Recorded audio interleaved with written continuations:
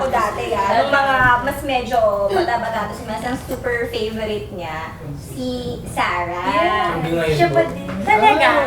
Pasampulin natin, guys. Pasampulin natin. Sige nga!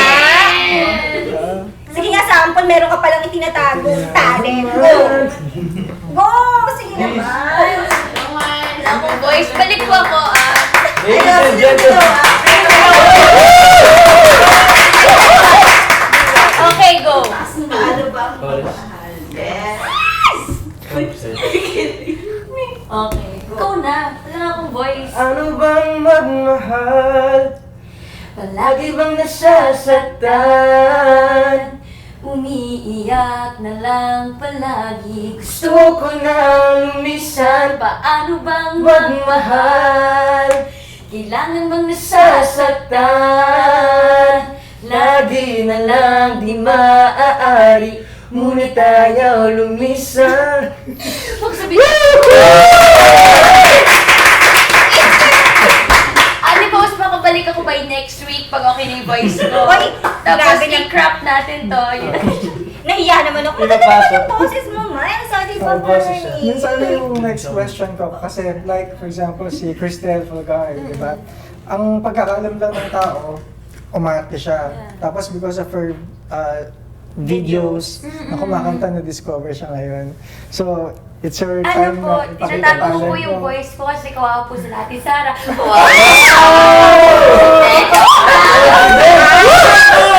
Sarah Miles! Ano po ako, nakakuha ko ng hulsi ng confidence sa mga. Hindi, more on sayaw po talaga. Ah, more Ano yung sample? Sample na rin. Anong sayaw yan? Anong sayaw yan? Very feels. Pero mas bagay yung boses ninyong dalawa. Ate, mas bagay yung recorded, pakinggan mo.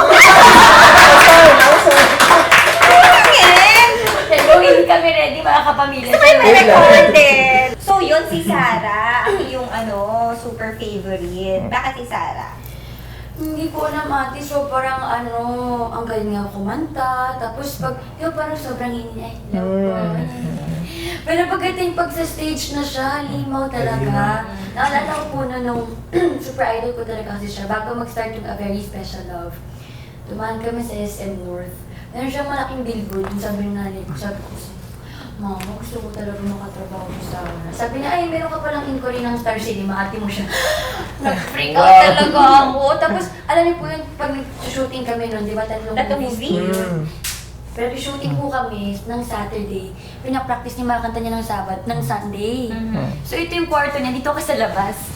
Okay pa. Makikinig lang ako ganyan. Ang galing niya talaga. Tapos sobrang bait niya.